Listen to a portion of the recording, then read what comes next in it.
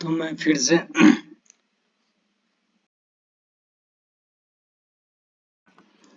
आप लोगों का स्वागत करता हूं प्रकाश का अपवर्तन सेकेंड चैप्टर पार्ट 2 में।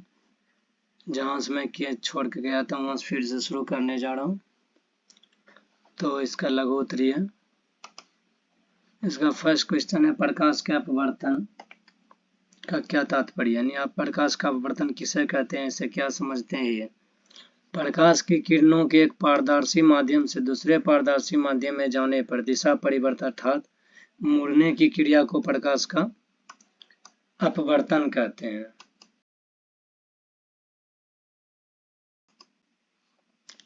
सेकेंड है, हमारे दैनिक जीवन में प्रकाश के अपवर्तन के उपयोग का 2 उदाहरण को लिखना है।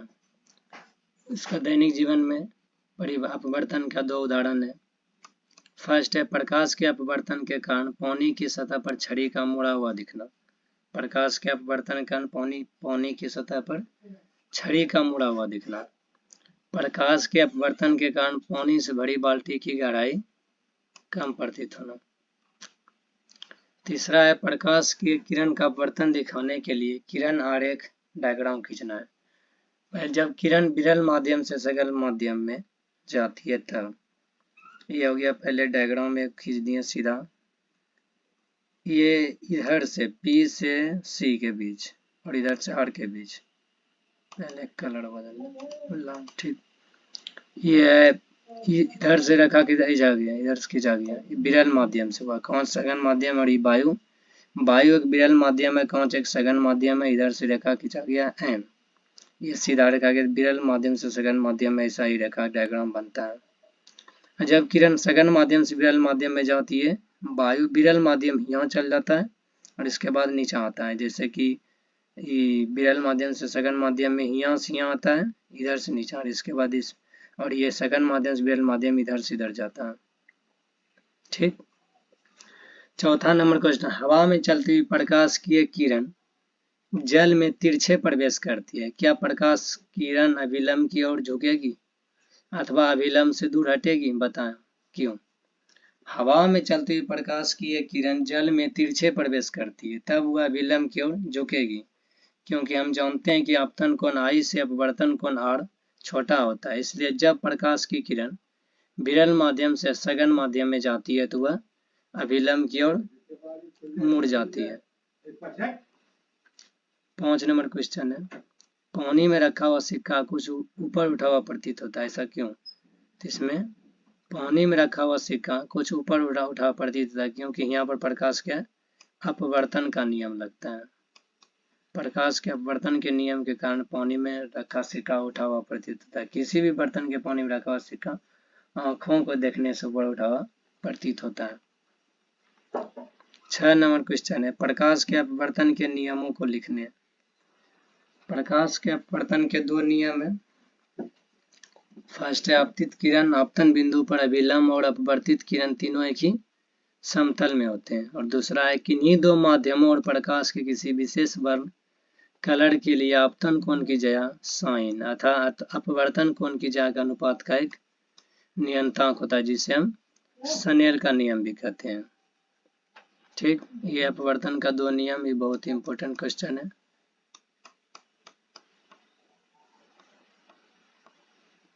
और स्नेल के नियम को लेकर समझाएं तो इसका बस यही है कि इन्हीं 2 माध्यमों को किसी विशेष वर्ण के कलर के लिए आपतन कोण की जया और अपवर्तन कोण के अनुपात का एक नियतांक होता है, उसे स्नेल का नियम कहते हैं। इसका आंसर हो जाएगा 7 नंबर का भी।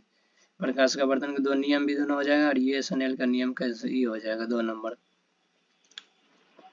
प्रकाश की किरण पुंज पानी पर तैरते तारपीन की परत पर आपतित होती है। यदि वायु तारपीन और पानी के अपवर्तनांक 1.00, 1.47 तथा 1.33 हो तो समझाएं कि किरण पुंज किस प्रकार वायु से तारपीन तथा फिर तारपीन से पानी में गमन करेगी। वायु का अपवर्तनांक 1.00 है, तारपीन इतना है, पानी 1.33 होगा। वायु से तारपीन में किरण पुंज प्रवेश करेगी, उसका वेग निम्न हो जाएगा। जब तारपीन से पानी में प्रवेश करेगी तो वेग तेज हो जाएगी। आपको एक उत्तल लेंस, एक अवतल लेंस तथा एक कांच की वृत्ताकार पट्टिका दी गई है। उनकी सतहों को बिना छुए आप उनमें अंतर कैसे बताएंगे? तीनों नमूनों को बारी बारी से छपाई के अक्षर पर रखा जाता है। जिस नमूने से होकर छपाई के अक्षर सीधा और आवर्धित दिखाई पड़ते तो एक उत्तल लेंस होगा। जब सीधा और आवर्धित दिखाई पड़े तो एक उत्तल लेंस होगा। जिस नमूने से होकर छपाई के अक्षर सीधा और छोटा दिखाई पड़े तो एक अवतल लेंस होगा। अक्षर सीधा लेकिन छोटा दिखाई पड़े।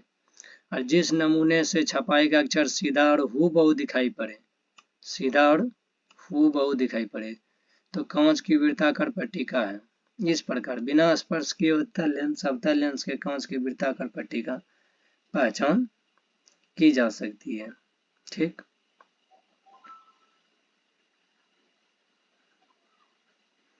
10 नंबर क्वेश्चन है, किसी उत्तल लेंस द्वारा जब सूर्य की किरणों को किसी कागज पर फोकसित करते हैं तो वह जल उठता है। इसका कारण लिखना है। सूर्य से प्रकाश के साथ साथ ऊष्मीय ऊर्जा भी आती है। जब उत्तल लेंस द्वारा हम सूर्य से आती किरणें कागज पर फोकसित करते हैं तो प्रकाश के साथ ऊष्मा भी कागज के छोटे से हिस्से पर फोकसित होती है। ठीक। तो प्रकाश के साथ ऊष्मा भी कागज के छोटे से फोकसित होती है, जिससे कागज का वह हिस्सा जल उठता है। उत्तल लेंस के आंख के सामने रखकर सूर्य को देखना क्यों मना है? इसका आंसर हो जाएगा, उत्तल लेंस को आंख के सामने रखकर सूर्य को देखने पर सूर्य से आती ऊष्मा आंख के रेटिना पर फोकसित होकर उसको अत्यधिक क्षति पहुंचा सकती है, जिससे आंख खराब होने की संभावना होती है। यदि किसी उत्तल लेंस पर आपतित किरण लेंस के अक्ष के समांतर है तो वह लेंस से अपवर्तन के पश्चात किस प्रकार मुड़ेगी कि किरण आरेख द्वारा इसे स्पष्ट हो जाए। ये होगा मुख्य अक्ष, इधर फोकस, उत्तल लेंस के फोकस पर, उत्तल लेंस के फोकस पर मुड़ेगा। उत्तल लेंस पर आपतित किरण लेंस के अक्ष के समांतर है। अपवर्तन के बाद ये फोकस आपकी ओर मुड़ेगी। अगला है उत्तल लेंस और अवतल लेंस के अंतर स्पष्ट करें। उत्तल लेंस अवतल लेंसों में निम्नलिखित अंतर है। उत्तल लेंस दोनों किनारों को पीछा बीच में मोटा होता है और ये किनारों को पीछा बीच में पतला होता है। ये प्रकाश अभिसरित होता है, ये प्रकाश अपसारित होता है। कौन? उत्तल लेंस अभिसारी होता है, अवतल लेंस अपसारित होता है। इस उत्तल लेंस को फोकस का वास्तविक होता है, जबकि अवतल लेंस का फोकस काल्पनिक होता है। ठीक। उत्तल लेंस और अवतल लेंस में ही अंतर है। अगला है उत्तल लेंस को अभिसारी लेंस और अवतल लेंस को अपसारी लेंस क्यों कहते हैं? उत्तल लेंस पर जब प्रकाश की समांतर किरणें आपतित होती है तो लेंस से अपवर्तन के बाद ये समांतर किरणें एक बिंदु पर मिलती है। इससे स्पष्ट होता है कि उत्तल लेंस समांतर किरणों का अभिसारित करता है। इस गुण के कारण को अभिसारी लेंस कहते हैं। समांतर पढ़ता है, समांतर पढ़ के सब पहले सीधा पढ़ कर ये लेंस पर से सीधा पढ़कर एक बिंदु पर सब रेखा गया, जिसे उत्तल लेंस कहते हैं।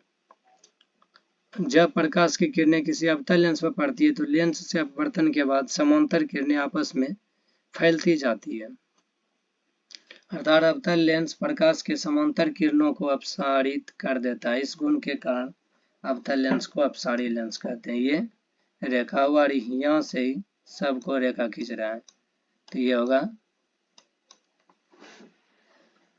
ये हो जाएगा अपसारी लेंस।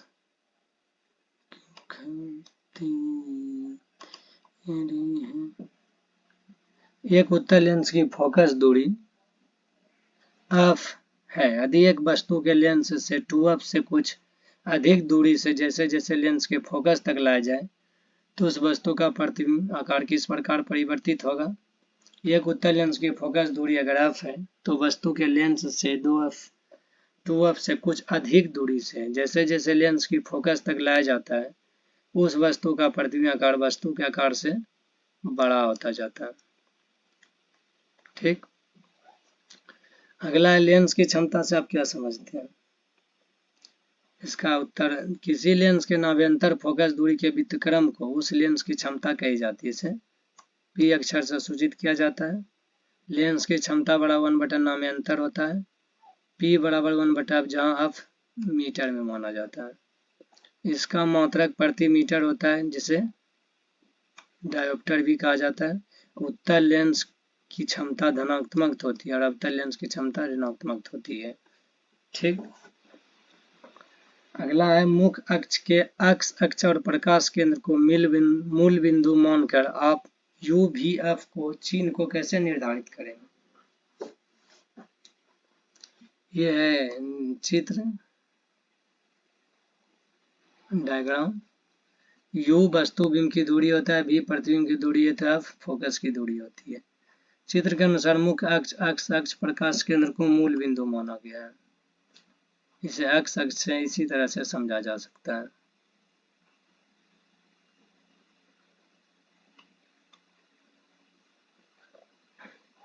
एक उत्तल लेंस वस्तु बिंब का वास्तविक और उल्टा प्रतिबिंब लेंस से 40 सेंटीमीटर पर बनाता है। यदि प्रतिबिंब का आकार वस्तु बिंब के आकार के बराबर हो तो वस्तु बिंब लेंस से कितनी दूरी पर है, तो लेंस की क्षमता क्या है? चूंकि वस्तु बिंब का प्रतिबिंब आकार का बराबर है इसलिए वस्तु बिंब लेंस से दोगुनी दूरी पर है, अर्थात U बराबर 2f। तो U बराबर 40 सेंटीमीटर है इसलिए 2f बराबर 40 सेंटीमीटर। 20 दूना 40, 20 सेंटीमीटर, इसका क्षमता 100 प्रति 20 डायोप्टर यानी 20/50 5D हो जाएगा। कई लेंसों से एक दूसरे के संपर्क में रखकर बनाए गए लेंस निकायों का उपयोग कहाँ किया जाता है?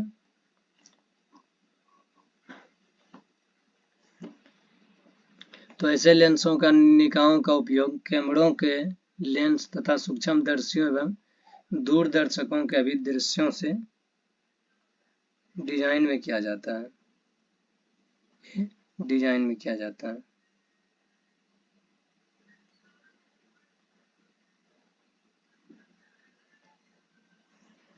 अगला है लौह दीर्घ उत्तरीय प्रश्न का उत्तर। फर्स्ट है सचित्र व्याख्या करना है। पानी में अंशतः डूबी तिरछी रखी हुई एक छड़ी सतह पर क्यों मुड़ी दिखाई पड़ती है?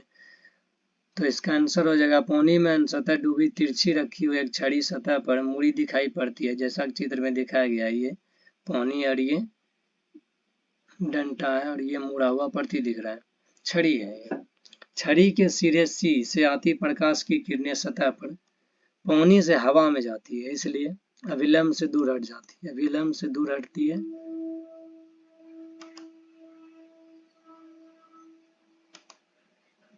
अविलंब से दूर हटती है। आंख की ये किरणें बिंदु C से आती हुई प्रतीत होती है, अतः C बिंदु का प्रतिबिंब होता है। पानी में छड़ी के डूबे हुए भाग BC के किसी भी बिंदु के लिए ही होता है, अतः हमें छड़ी ABC जैसे दिखती है, अर्थात मुड़ी हुई दिखाई पड़ती है। इसे प्रकाश के अपवर्तन के कारण होता है ये। बस इसका आंसर होगा शॉर्ट में, पानी में डूबी अगर डूबी छड़ी तिरछी दिखाई देता है, इसका कारण है प्रकाश के अपवर्तन का कारण। दूसरा, पानी से भरी बाल्टी की गहराई क्यों कम मालूम पड़ती है? पानी से भरी बाल्टी की गहराई कम मालूम पड़ती है, चित्र में दिखाया गया है।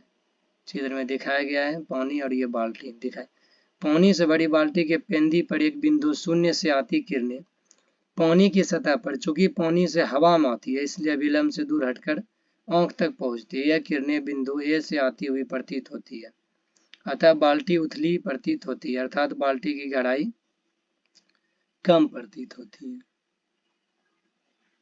अगला है जब प्रकाश कांच की आयताकार सिल्ली में तिरछा होकर गुजरता है तो निर्गत किरण आपतित किरण के समांतर होती है। यह किरण आरेख से समझाएं। जब प्रकाश कांच की एक आयताकार सिल्ली में तिरछा होकर गुजरता है, जैसे चित्र में दिखाया गया है, चित्र में PQ को L तक बढ़ा देते हैं, हम पाते हैं यह रेखा निर्गत किरण RST के समांतर है। इस तरह कांच के सिल्ली से पार करने के बाद प्रकाश की किरण अपने पूर्व पथ से हट तो गई है, परंतु अपनी दिशा के समांतर ही रही। इसे चित्र द्वारा समझा जा सकता है। ये हो गया आपतित किरण, कांच की सिल्ली, वायु। ये हो गया वायु, आपतित किरण। ABCD एक चित्र बना है। इस पर B से C की ओर और A से H की ओर यह पार्श्विक विस्थापन हो जाएगा Q और R के बीच। ये होगा सारा निर्गत किरण। ठीक, किरण आरेखों की मदद से उत्तल अवतल लेंसों का प्रथम और द्वितीय मुख्य फोकस को समझाना है। ठीक,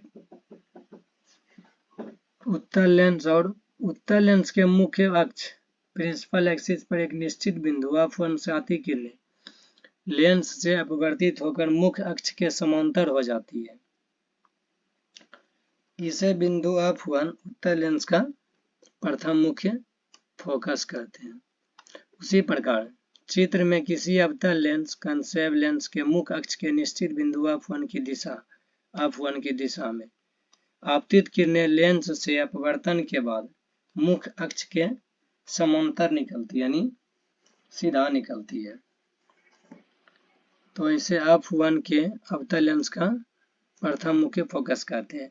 जैसे उत्तल लेंस में ये रेखा है और इस पर सब नूतन निकल रहा है उत्तल लेंस, और ये यहाँ से F2 का F2 इधर ये F1 से निकलेगा और ये F2 से निकलेगा। ठीक, और ये एक अवतल लेंस और ये एक उत्तल लेंस। अब इसे यदि प्रकाश की किरणें किसी उत्तल लेंस के प्रधान अक्ष के समांतर आपतित हो, यानी सीधा में समांतर आपतित हो, तो वह लेंस से अपवर्तित होकर प्रधान अक्ष पर लेंस के दूसरी ओर स्थित एक निश्चित बिंदु से होकर जाती है। इस बिंदु को उस उत्तल लेंस का द्वितीय मुख्य फोकस कहा जाता है। B नंबर है अवतल लेंस। यदि प्रकाश की किरणें किसी अवतल लेंस के मुख्य अक्ष के समांतर आपतित हो तो वह लेंस से अपवर्तित होकर अपसारित होती है। यदि इन अपवर्तित किरणों के पीछे की ओर बढ़ाया जाए तो लेंस के उस और जिधर से किरणें आपतित होती है वो यह मुख्य अक्ष के निश्चित बिंदु F2 पर मिलती है। एक दर्शक को लेंस से अपसारित किरणें इसी बिंदु F2 से आती प्रतीत होती है और इस बिंदु को अवतल लेंस का द्वितीय मुख्य फोकस कहते हैं। ठीक, इसे ऐसा समझा जा सकता है उत्तल लेंस और अवतल लेंस। ये उल्टा होगा, इसका बस उल्टा हो जाएगा, इधर F2 इधर F1। अगला किरण आरेख द्वारा एक उत्तल लेंस में बने प्रतिबिंबों को दर्शाएं जब वस्तु बीम और फोकस प्रकाश केंद्र के बीच होता है। जब वस्तु बीम फोकस और प्रकाश केंद्र के बीच स्थित हो तो उसका आभासी प्रतिबिंब लेंस के उसी ओर बनता है जिस ओर वस्तु है। यह सीधा वस्तु का आकार में बड़ा होता है, जिसे इसे चित्र द्वारा समझा जा सकता है। ये B F B O F2 उत्तल लेंस के किस दूरी पर एक वस्तु का मुख्य अक्ष पर रखा जाए कि समान साइज आकार का वास्तविक प्रतिबिंब बने, इसे किरण आरेख द्वारा समझाना है। ये B F O F2 to F2 M। अभिष्ट बिंब का वर्णन बगल के किरण आरेख में बताया गया है। यह चित्र से स्पष्ट है कि वस्तु को लेंस से 2f दूरी पर रखना होगा, तभी समान आकार का वास्तविक प्रतिबिंब बनेगा। किरण आरेख की सहायता से अनंत और फोकस दूरी की दूनी के बीच रखी गई वस्तु बीम के उत्तल लेंस द्वारा बने प्रतिबिंब का स्थान निर्धारित कीजिए। चित्र के अनुसार जब वस्तु अनंत और फोकस दूरी के दूनी दूरी के बीच 2f1 के बीच स्थित हो तो उसका वास्तविक प्रतिबिंब लेंस की दूसरी ओर f2 के बीच बनता है। ये प्रतिबिंब उल्टा और वस्तु से छोटा होता है।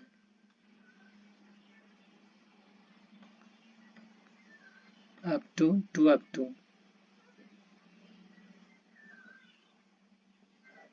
ये उत्तल लेंस, इससे रेखा जितना भी खींची गई है किरण आरेख अनंत फोकस दूरी पर बीच में रखा गया है। ठीक, उत्तल लेंस द्वारा वास्तविक और आवर्धित प्रतिबिंब बनने की क्रिया को स्पष्ट किरण आरेख द्वारा खींचना है। PQ एक बीम वस्तु है। P1 Q1 ये दोनों प्रतिबिंब है। L1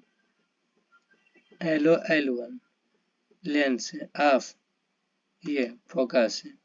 C एक वक्रता केंद्र है। ऑफ और 2 के बीच बीम रखने वाला प्रतिबिंब आवर्धित और वास्तविक बनता है। अगला है न्यूमेरिकल। इसका न्यूमेरिकल है सेकेंड चैप्टर का। एक द्रव का अपवर्तनांक 1.46 यदि शून्य में प्रकाश की चाल 3 × 10⁸ मीटर प्रति सेकेंड हो तो द्रव में प्रकाश की चाल का गणना करना है। प्रकाश की चाल इतना है, अपवर्तनांक इतना है। सूत्र n बराबर c/v से v बराबर c/n 3 × 10⁸ मीटर प्रति सेकेंड।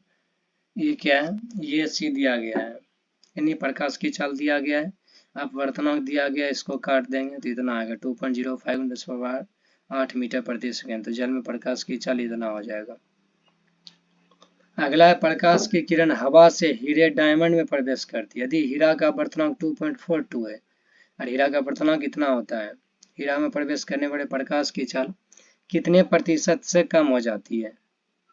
सूत्र है n बराबर c/v, v बराबर c/n, c हो गया 2.42 और ये हो गया 0.41। तो अगर हीरे में प्रकाश की चाल हवा में प्रकाश चाल की अपेक्षा 41% अर्थात हीरा की प्रकाश की चाल 59% से कम हो जाती है। वायु में गमन करती प्रकाश की एक किरण कांच के स्लैब पर आपतित होती है। किरण कांच की सतह पर खींचे गए विलंब से 45 डिग्री का कोण बनाती है। स्लैब के अंदर अपवर्तित किरण द्वारा विलंब से बनाए गए कोण का मान निकालें। स्लैब के पदार्थ का अपवर्तनांक √2 है। n बराबर sin i/sin r हो जाएगा। √2 ये आया, sin i 45 डिग्री मान दिया गया, 45/sin r, sin r √23 sin 45 degree. ठीक, sin r बराबर sin 45 डिग्री बटा √2, इसका मान 1/2, sin r बराबर sin 30 और 30 डिग्री का मान हो जाएगा। अगला है इस तो अगला सिर्फ उत्तल लेंस का सूत्र वाला है, सबका खाली भीम के जोड़ करना। एक उत्तल लेंस की फोकस दूरी 10 सेंटीमीटर और लेंस 15 सेंटीमीटर दूरी पर एक वस्तु को रखा गया। प्रतिबिंब का स्थान, प्रकृति और आवर्धन निकालना है। फोकस दूरी दिया गया है, u दिया गया है। सूत्र 1/v - 1/u बराबर 1/f, यानी 1/v बराबर 1/f + 1/u। तो 1/v निकालना है, 1 और ये ऑफ यानी फोकस 10 सेंटीमीटर दिया गया है, प्लस माइनस वस्तु की दूरी दिया गया u 1 - 15 सेंटीमीटर। लघुत्तम निकालेंगे 15 और 10 का, इसका 30 हो जाएगा। 10 या 30 प्लस 3 माइनस 15 दूना 30, 2 minus minus minus plus minus 3 में 2 गया 1/30, इसका भी 30 सेंटीमीटर निकल गया। आवर्धन m बराबर v/u होता है, 30 प्लस माइनस 15 हुआ, क्योंकि v निकला 30 और ये u दिया गया है 15। ठीक, तो -2 सेंटीमीटर। प्रतिबिंब का स्थान 30 सेंटीमीटर। प्रतिबिंब की प्रकृति और उल्टा वास्तविक। आवर्धन m बराबर -2 सेंटीमीटर होगा। एक अवतल अपसारी लेंस से 30 सेंटीमीटर दूरी पर रखी एक वस्तु बीम का प्रतिबिंब वस्तु के और ही है 10 सेंटीमीटर दूरी पर बनता है, तो लेंस की फोकस दूरी निकालिए। दिया गया वस्तु की दूरी u इतना है, v इतना है। 1/v - 1/u बराबर 1/f, 1/f बराबर 1/v - 1/u। ठीक, इसका फोकस दूरी इतना दिया गया है। प्रतिबिंब दूरी, वस्तु की दूरी, प्रतिबिंब की दूरी दोनों दिया गया है। 30 और 10 का लघुत्तम निकालेंगे, 30 10 दिया 30 - 3 प्लस 30 को 1 1 काटेंगे, 30 1 माइनस प्लस माइनस 3 में 1 गया 2, 15 दूना 30, -2/30 हो गया। तो अब बराबर -30/2 लिख देंगे, तो अब -15 15 दूना 30। ये लेंस है, अवतल लेंस की फोकस दूरी 15 सेंटीमीटर हो जाएगा। अगला है 15 सेंटीमीटर फोकस दूरी वाले एक अवतल लेंस से 10 सेंटीमीटर पर रखी एक वस्तु बीम प्रतिबिंब की प्रकृति और स्थान निकालना है। फोकस दूरी दिया गया है, यू दिया गया है, दोनों दिया गया है, अवतल लेंस और फोकस दूरी दिया गया है। 1/v माइनस 1/u बड़ा 1/f निकालना है तो इसका सूत्र ये लिखे 1/v बड़ा 1/f प्लस 1/u। ऑफ दिया गया है -15 यानी फोकस दूरी, वस्तु की दूरी u बराबर दिया है 10, 15 10 का लघुत्तम निकालेंगे -30 -30 और फिर इधर हो जाएगा 15 दूना 30 माइनस और फिर -10 दिया 30 minus plus minus minus plus 3 2 5 -5 फिर इधर -30 बराबर 5/30 v बराबर 30/5 v बराबर हो जाएगा फिर इसका -6, इसको काट देंगे। ठीक, प्रतिबिंब की प्रकृति 6 सेंटीमीटर प्रतिबिंब स्तंभ काल्पनिक वस्तु की ओर होगा। अगला है 20 सेंटीमीटर फोकस दूरी वाले उत्तल लेंस के सामने वस्तु बीम को कहाँ रखे कि उसका 4 गुणन आवर्धित प्रतिबिंब बने। दिया गया लेंस की फोकस दूरी प्लस 20 सेंटीमीटर है, आवर्धन 4 है, फोकस 20 है, आवर्धन m बराबर v बटा u होगा प्लस u बराबर स्थितियां 4 u स्थितियां संभव है। लेंस का सूत्र जब वस्तु वास्तविक प्रतिबिंब निकालना है, प्रतिबिंब अगर वास्तविक हो तो लेंस का सूत्र इतना है 1/v minus 4u minus 1/u बराबर 1 प्लस फोकस 20 दिया गया है थी v दिया गया पर -4 1/u लिख देंगे, इसका 4u हो गया फिर -1 -4 1/20 लिख देंगे माइनस माइनस प्लस 4 1 5 बटा -4/4u बराबर 1/20 तो u बराबर 20 50 100 इस दोनों को गुना कर देंगे 20 50 100 और बटा 4 लिख देंगे 25 चौके 100 25 सेंटीमीटर दूरी पर रखेंगे। और जब प्रतिबिंब काल्पनिक हो तो इसका सूत्र हो जाएगा 1/v माइनस 1/u बराबर 1/f से।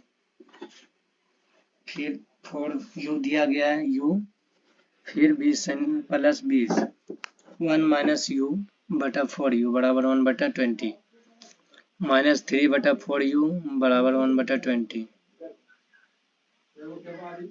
तो -3u माइनस 3 4u बराबर 1/20 20 गुना 3 करेंगे 20 दिया 60/4 इसका हो जाएगा 15 सेंटीमीटर 15 चौके 60 को काट देंगे 15 और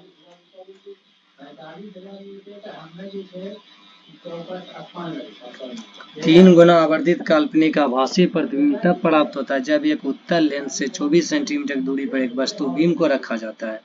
तो लेंस की फोकस दूरी क्या होगा, वस्तु की दूरी इतना दिया गया है, आवर्धित प्लस 3 गया सूत्र आवर्धन से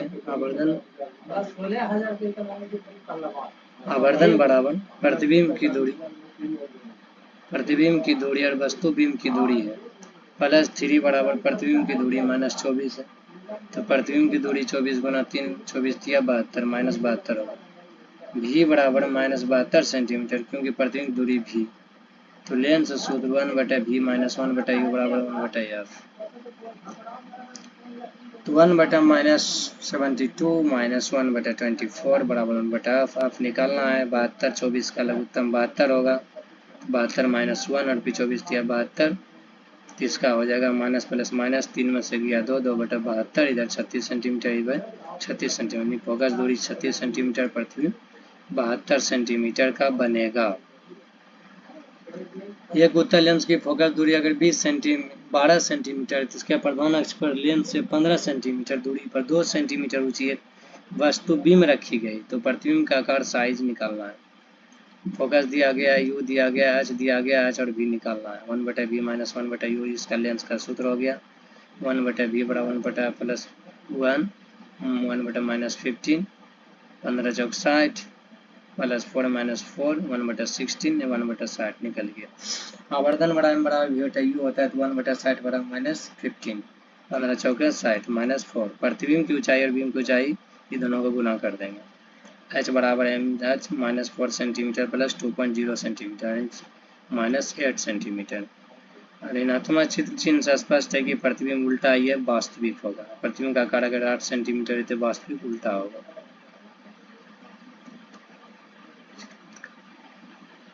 एक उत्तल लेंस की फोकस दूरी 10 सेंटीमीटर है।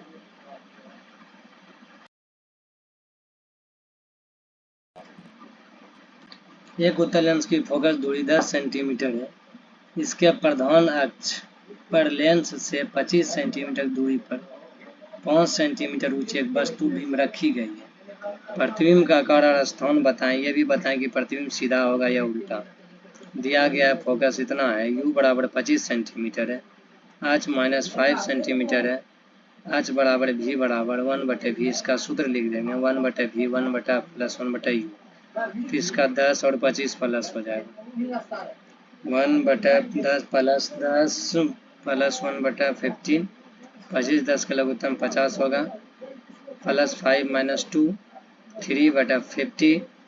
आवर्धन बराबर 50/3 और प्लस 25 बराबर 20/3 2/3 हो जाएगा। आवर्धन प्रतिबिंब की ऊंचाई h/h प्लस h बराबर mh प्लस 2/3 ब्रैकेट प्लस 5.0 10/3 3.13। प्रतिबिंब का स्थान लेंस से दाईं ओर 50/3 सेंटीमीटर दूरी पर इसका आकार इतना होगा। ठीक, ये वास्तविक और उल्टा होगा। अगला है 20 सेंटीमीटर फोकस दूरी के अपसारी अवतल लेंस से 30 सेंटीमीटर की दूरी पर 4 सेंटीमीटर ऊंची एक वस्तु बीम मुख्य अक्ष के लंबवत स्थित है। प्रतिबिंब का स्थान तथा आकार साइज निकालना है। फोकस दिया गया इतना, u दिया गया इतना, h दिया गया इतना, तो 1/v माइनस 1/u बराबर 1/f होगा। तो 1/f बराबर 1/f प्लस 1/u होगा। 1/-20 प्लस 1/-30। इसका दोनों का लघुत्तम 30 होगा 60 होगा। माइनस 30 और 20 का लघुत्तम 60 होगा। 20 तिया 60 माइनस 3, 30 दूना 60 माइनस 2 माइनस माइनस प्लस 3 2 5/60 12 5 60। इसको काटने पर ऋणात्मक चिन्ह से स्पष्ट है कि प्रतिबिंब लेंस के बाईं ओर से, इसलिए आवर्धन m बराबर h/h होगा। तो इसका प्रतिबिंब ऊंचाई प्लस 4.0 और 12 प्लस 30 हो जाएगा। वर्षों का 48 प्लस 30, इसका 1.4 सेंटीमीटर होगा। तो प्रतिबिंब का स्थान लेंस से बाईं और 12 सेंटीमीटर होगा और इसका आकार 1.4 सेंटीमीटर होगा। 12 नंबर क्वेश्चन, एक उत्तल लेंस की फोकस दूरी अगर 50 सेंटीमीटर, इसका क्षमता क्या होगा। फोकस दूरी 50 सेंटीमीटर है तो 0.5 मीटर लिख सकते हैं इसे।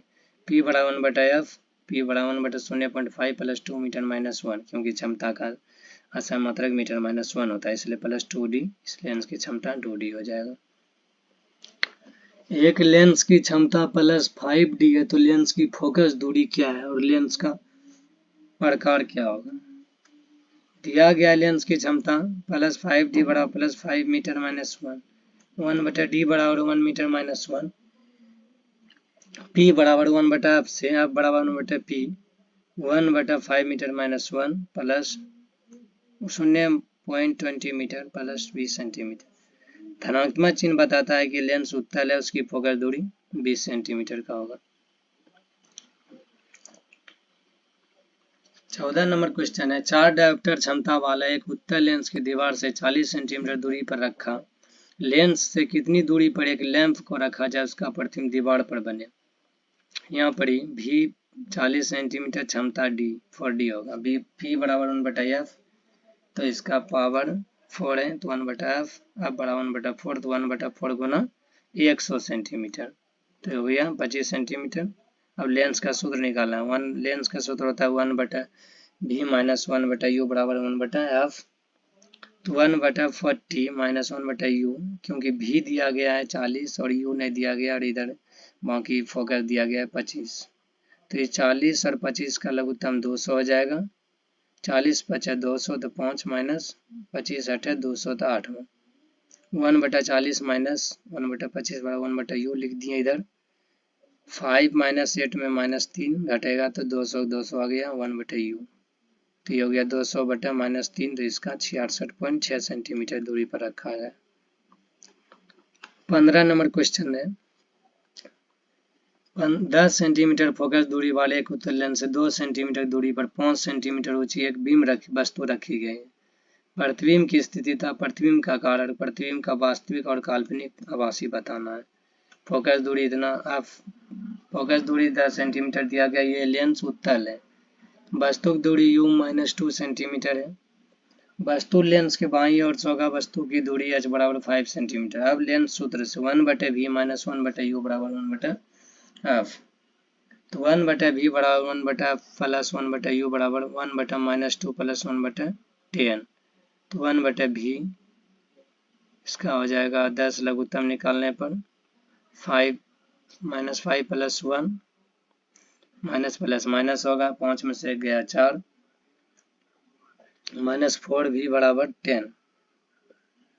तो 10/4v बराबर -5 दूना 10 और फिर 2 दूना 4 हो जाएगा। तो -2.5 सेंटीमीटर होगा। प्रतिबिंब लेंस के बाईं ओर 2.5 सेंटीमीटर पर बनेगा। तो आवर्धन प्रतिबिंब की ऊंचाई और इतना होगा 2.5/2 25/20 25 5 20।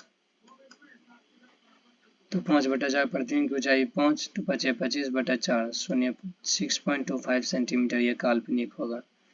इसके साथ मैं आपको प्रकाश का अपवर्तन का सेकेंड चैप्टर कंप्लीट कर दिया हूं, इसलिए वीडियो को लास्ट तक देखें। इसके साथ मैं वीडियो समाप्त करता हूं। जय हिंद, जय भारत।